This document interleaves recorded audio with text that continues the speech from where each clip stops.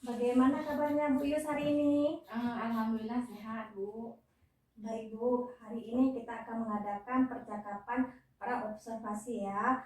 Jadi nanti Ibu akan melaksanakan pembelajaran di kelas dan saya akan mengamati proses jalannya pembelajaran. Adapun tujuan pembelajaran yaitu sebagai persiapan awal ya Bu, sebelum Ibu melakukan pembelajaran agar lebih siap dan lebih percaya diri lagi, sehingga nantinya pembelajaran ini akan jauh lebih baik. Ada beberapa yang ingin saya tanyakan sama Bu Yus. Pertama, terkait pembelajaran, kira-kira apa tujuan pembelajaran Ibu kali ini yang akan Ibu capai ya? Jadi berdasarkan rencana pembelajaran yang ingin saya capai, Ya. yaitu mengenai identifikasi mengenai terkaitnya tentang letak posisi strategis negara Indonesia. Oh baik Bu, jadi nanti Ibu akan Ibu tadi mengatakan tujuan pembelajaran yang ingin dicapai, mengidentifikasi informasi terkait tentang letak posisi strategis negara Indonesia ya kan? Baik, selanjutnya bagaimana rencana pembelajaran yang akan Ibu tetapkan, yang Ibu terapkan di dalam strategi pembelajaran dan model pembelajaran tersebut? Baik, untuk strategi pembelajarannya adalah pembelajaran berdiferensiasi berdasarkan kesiapan siswa. Saya akan melakukan pembagian kelompok sesuai dengan kemampuan siswa dan belajar siswa, dan untuk model pembelajaran yaitu model discovery learning. Oh, jadi strategi yang akan Ibu laksanakan yaitu pembelajaran yang berdiferensiasi ya Bu ya. Kemudian model pembelajarannya yang Ibu gunakan adalah model discovery learning ya. Dan untuk media yang Ibu gunakan di kelas apa-apa saja ya?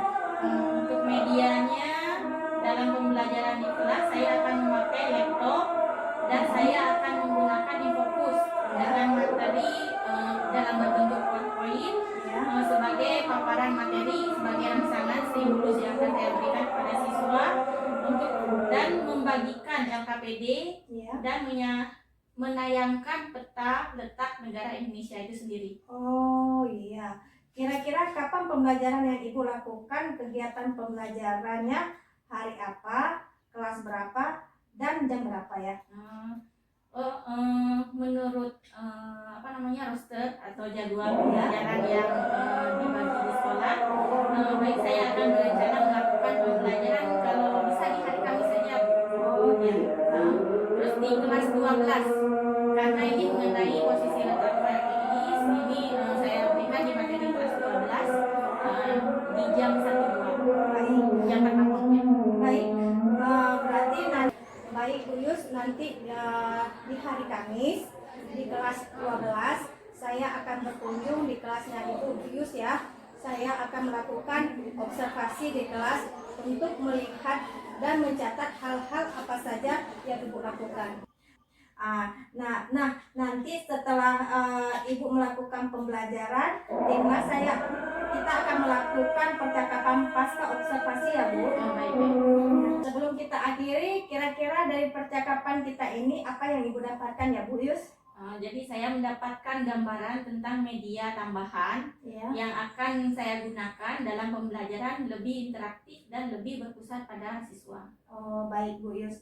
Terima kasih atas waktunya ya Bu Yus, sudah meluangkan waktu untuk berbincang-bincang dengan saya di percakapan pra observasi. Sampai ketemu lagi ya Bu Yus di observasi dan pasca observasi ya Bu Yus. Baik.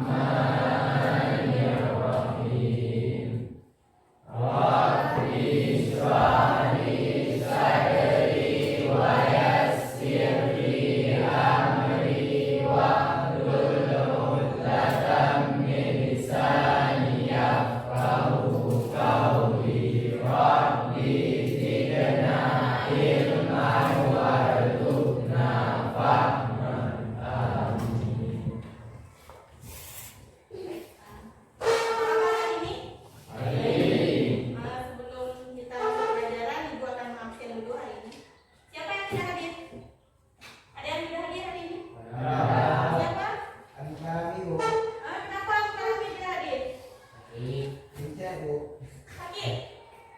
Siapa lagi? Yang lain? Kau usah juga. Kau usah izin. Siapa lagi? Ada 3 orang.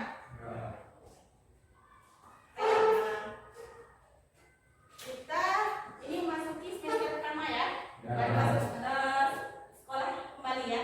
Bagaimana keadaan? Sehat-sehat kan? Bagaimana liburannya? Geografi, Ciban? Apa? Ibu akan mengulas sekali. Apa itu geografi? Masih ada yang ingat? Masih ada yang ingat?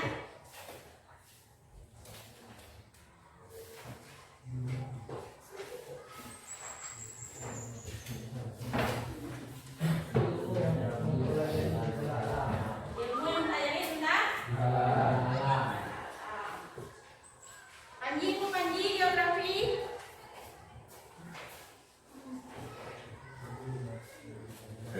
Geo artinya ya, grafi. Nah, berarti geografi lukisan.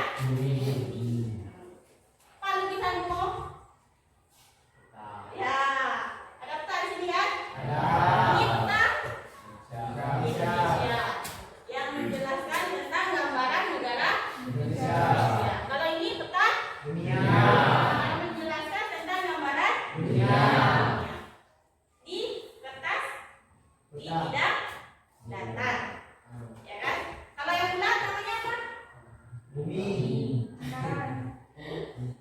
Ada peta yang bulat, namanya apa?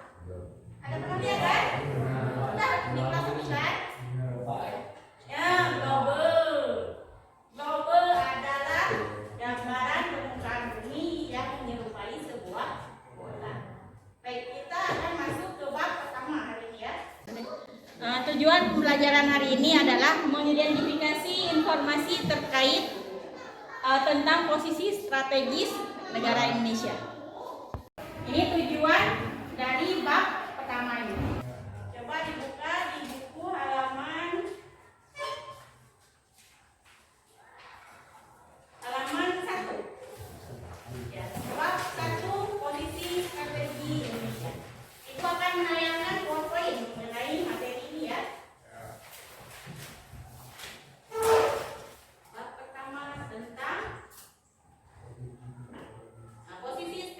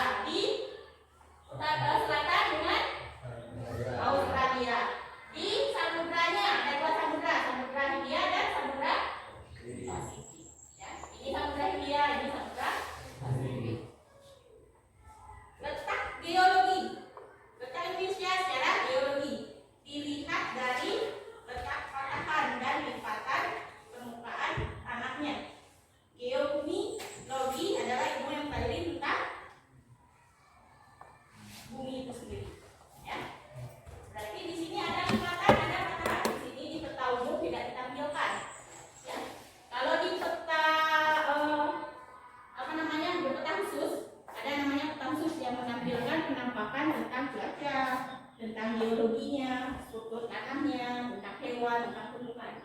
Ini baru nampak. Ya. Peta geologi berhubungan dengan lipatan patahan. Ada yang pernah lihat tanah melipat-lipat? Ada kan? Warna tanahnya sama di atas dengan yang di bawah. Terus di tengah sama dengan di atas permukaan warna tanahnya. Merah, oranye, abu-abu, baru hitam. Ya, itu adalah letak tanah dilihat dari struktur geologisnya. Ya. Oke, selanjutnya pengertian dan klasifikasi sumber daya alam. Di halaman berapa? Bagian ini. Coba lihat di bagian D.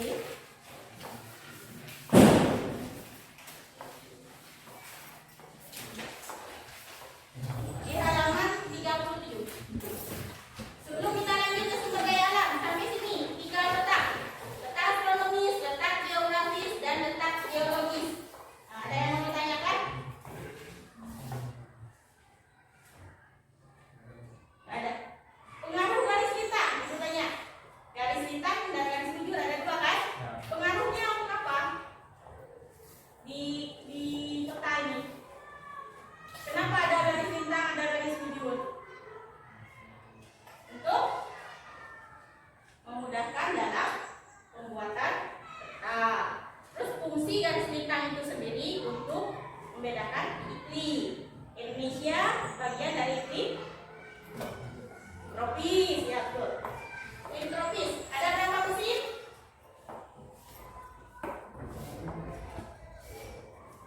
Ada berapa musim? Ada 4. Yang pertama musim kemarau, musim pancaroba, pertama musim hujan, yang keempat musim pancaroba kedua. Ya. Musim pancaroba disebut juga dengan musim peralihan. Yang kita rasakan hari ini masuk ke musim peralihan. Pancaroba ke dari musim kemarau menuju musim hujan. Itu masuk ke pancaroba pertama. Ya. Ini dilihat dari letak garis lintangnya. Nah, lintang yang paling lebar ada lintang 0 derajat di garis ekuator atau garis khatulistiwa. Garis 0 derajat itu adalah garis terpanjang. Di mana letaknya? Di sini. Ini letaknya. Ini adalah garis terpanjang. Ya, disebut juga dengan garis ekuator atau garis khatulistiwa. Kalau garis bujur fungsinya berapa? Di sini ada jam-jam kan? Ada gambar jam kan? Berarti untuk menentukan waktu. Satu garis bujur berapa waktunya? 1 jam berapa menit? 1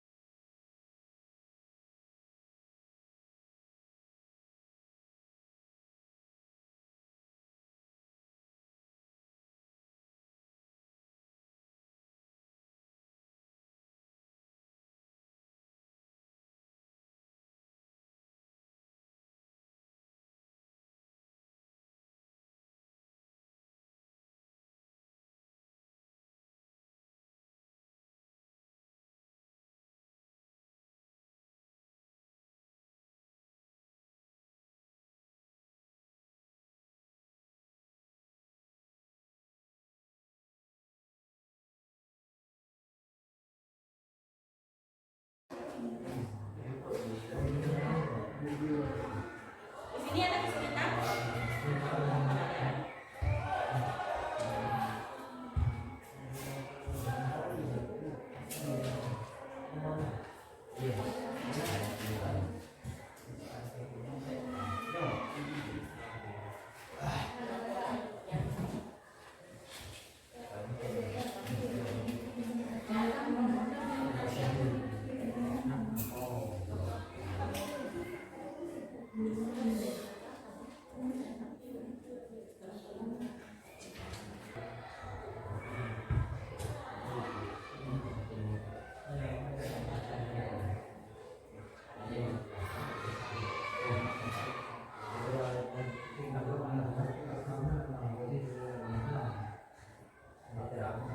Sudah selesai semua kan? Baik, untuk kelompok yang tampil pertama silakan. Kelompok 2 sudah selesai. Silakan maju ke depan.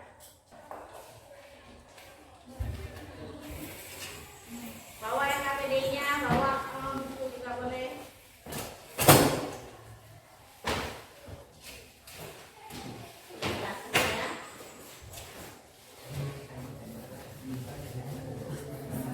Yang lain tolong simak dan perhatikan apakah jawabannya sudah sesuai dengan yang sudah kalian tadi, ya.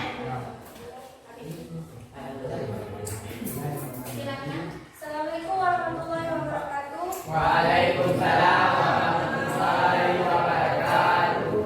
Saya perwakilan dari kelompok 2 ingin membacakan soal yang dikasih oleh Ibu. 1. Dari peta pada menunjukkan fenomena angin muson barat laut atau angin muson barat yang bertiup dari benua Asia menuju benua Australia. Angin tersebut membawa massa air dari Samudra Hindia yang dilewatinya. Kemudian terjadi hujan di wilayah Indonesia. Jadi dampak angin muson barat laut terhadap wilayah Indonesia adalah Indonesia mengalami musim hujan. Selanjutnya. Nomor 2. Selat Malaka menghubungkan Samudra Atlantik dengan Samudra Pasifik.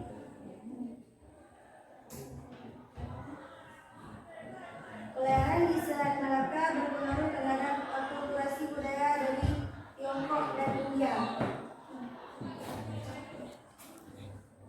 Adanya jalur sutra memberikan dampak terhadap perkembangan daerah-daerah di pesisir pantai. Lanjut nomor 3. Mengapa Selat Malaka menjadi salah satu jalur pilihan para pedagang asing? Jelaskan. Selat Malaka menjadi salah satu jalur pilihan pada pedagang asing karena menjadi rute terpendek yang menghubungkan Tiongkok dan India. Dalam bidang ekonomi, semakin pendek jarak distribusi barang, biaya yang dikeluarkan akan semakin sedikit. Jadi para pedagang tentukan akan memilih jalur terpendek untuk mendistribusikan produknya. Nah, dari pemaparan dan KPD kelompok 2, ada yang mau ditanyakan dari rekan-rekan?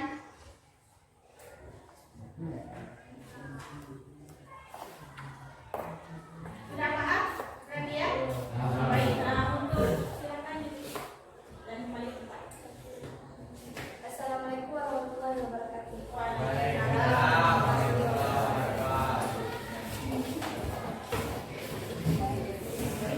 Sebelum kita bahas kembali, berarti kita nanti semua katakan ya. Silakan kelompok yang sudah kelompok 4, silakan maju ke depan.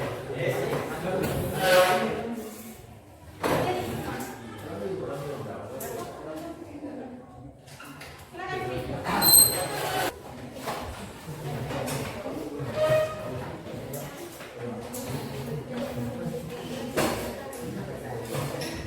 Silakan untuk kelompok 4.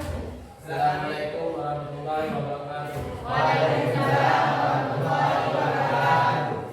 Kami dari kelompok 4 ingin mewakili hasil kerja kami.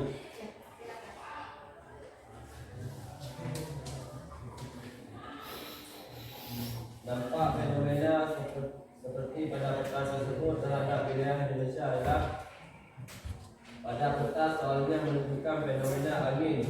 bersun barat laut atau angin bersebarat yang bertiup dari benua Asia menuju benua Australia. Angin tersebut membawa massa air dari Sumatera India dan dilewatinya. Kemudian terjadi hujan di wilayah Indonesia. Jadi dampak angin bersun barat laut terhadap wilayah Indonesia adalah Indonesia mengalami musim hujan. Selanjutnya nomor 2. Nomor 2, Selat Malaka merupakan perairan yang menghubungkan Sumatera India dengan Samudra Pasifik. Sejak dahulu, Selat Malaka sudah menjadi pelabuhan yang penting bagi perairan dunia. Sekitar 400 pelabuhan dan 700 kapal bergantung pada Selat Malaka. Selat Malaka terletak dalam Pulau Sumatera dan Semenanjung Malaya. Selain tempat pertukaran komoditas, Selat Malaka juga menjadi tempat pertukaran akulturasi budaya, terutama dari budaya Tiongkok dan India. Karena sebagian besar bangsa asing yang singgah di Selat Malaka berasal dari Tiongkok dan India. Adanya jalur sutra di mana Selat Malaka menjadi salah satu jalur utama berdampak pada perkembangan wilayah-wilayah di pesisir pantai. Nomor 3, Selat Malaka menjadi salah satu jalur pilihan para pedagang asing karena menjadi rute terpendek yang menghubungkan Tiongkok dan India. Dalam bidang ekonomi, semakin pendek jarak distribusi barang, biaya yang dikeluarkan akan semakin sedikit. Jadi, para pedagang tentunya akan memilih jalur terpendek untuk mendistribusikan produknya. Yang dari kelompok lain ada yang mau ditanyakan mengenai pembahasan yang sudah dibahas oleh LKPD di kelompok 4? Silakan. Assalamualaikum warahmatullahi wabarakatuh. Waalaikumsalam warahmatullahi wabarakatuh. Terima kasih kepada anak-anakku yang sudah tampil dan menjelaskan tentang jawaban dari LKPD yang sudah ibu berikan. Kita lihat dulu diri kita sendiri.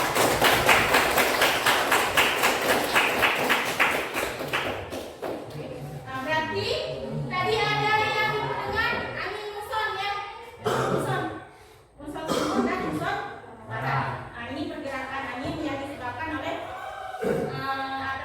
angin di wilayah laut Samudra Pasifik dan Samudra India. Nah, muson timur berarti dari Samudra Pasifik. Di sini bergerak berputar perputaran anginnya. Di sini ada Pandu Mariana antara Australia dan Papua Nugini. Nah, ini jalur perputaran angin muson timur yang bergerak ke barat. Ya. Kalau di barat ini Samudra Hindia, perputaran angin muson baratnya. Di Samudra Hindia berputar pergerakan anginnya ke timur. Kalau muson timur ini akan menyebabkan musim kemarau, ya, musim kering. Kalau muson barat akan menyebabkan musim hujan. Ya. Nah, baik, ada yang mau ditanyakan lagi?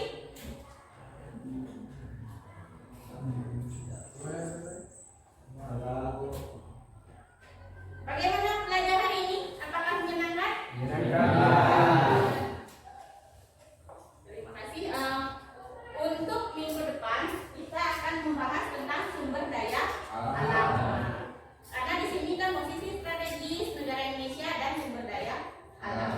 Nanti kita akan belajar tentang sumber daya alam hayati dan non hayati yang dapat diperbaharui dan tidak dapat diperbaharui. Baik, karena waktu sudah habis, ibu akhiri. Wabillahi taufiq wal hidayah. Wassalamualaikum warahmatullahi wabarakatuh. Waalaikumsalam.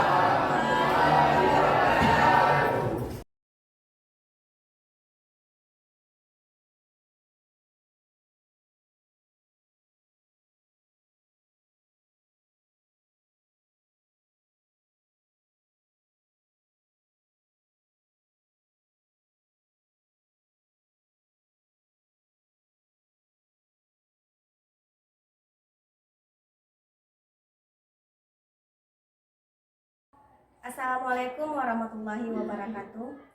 Berjumpa lagi dengan saya Tuti Andriani calon guru penggerak angkatan 10 dari SMA Negeri 1 Gempang, Kabupaten Pidi, Provinsi Aceh.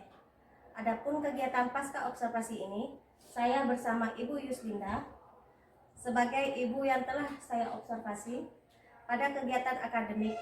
Saya akan melakukan percakapan pasca observasi bersama Ibu Yuslinda. Mari Ibu Yuslinda. Baik Bu Yuslinda, di kegiatan pasca observasi, saya akan memberikan beberapa pertanyaan kepada Ibu Yuslinda terkait jalannya observasi kelas yang telah Ibu lakukan dengan tujuan mengevaluasi sejauh mana pembelajaran yang telah Ibu lakukan.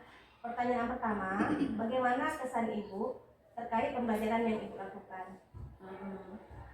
Saya merasa sedikit kaku karena mungkin sebelumnya mengajar tanpa pantauan atau supervisor.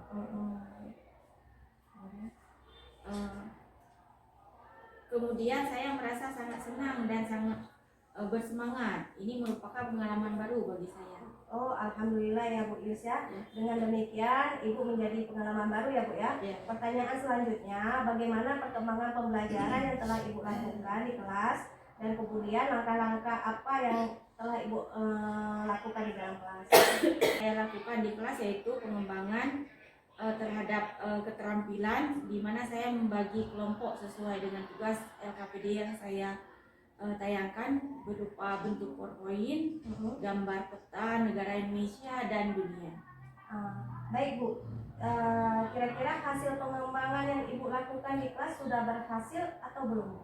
Menurut saya alhamdulillah sudah berhasil, berjalan dengan baik, di mana siswa juga menyimak PowerPoint tersebut dan dengan baik, baik tentang peta negara maupun tentang kendala yang ditemukan.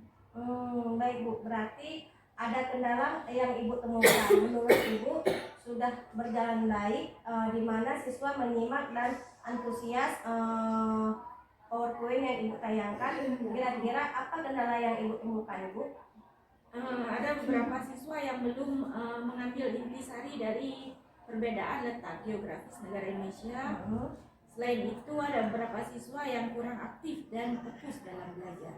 Oh begitu ya Bu ya. Kira-kira mengapa hal tersebut terjadi ya Bu ya? Mungkin dalam pemanfaatan kelompok yang kurang, di mana minat dan gaya belajar siswa yang berbeda. Di sebagian siswa ada yang memiliki gaya belajar visual, visual, ada yang kinestetik. Berarti untuk kedepannya Ibu ingin memetakan kelompok sesuai dengan minat gaya belajar mereka seperti visual, auditori, kinestetik, begitu ya Bu ya? Baik, mudah-mudahan terlaksana proses pembelajaran yang telah proses pembelajaran yang baik daripada pembelajaran sebelumnya Ibu ya. Kira-kira kapan Ibu melaksanakan pemetaan yang telah Ibu sampaikan tadi? Insya Allah akan sesegera mungkin, karena semakin baik semakin bagus. Baik, luar biasa semangatnya ya. Terima kasih atas waktunya dan jawaban-jawaban Ibu. Mudah-mudahan apa yang Ibu rencanakan secepatnya dilaksanakan ya Bu ya. Ya baik Bu Ruti, terima kasih. Terima kasih Bu Yus.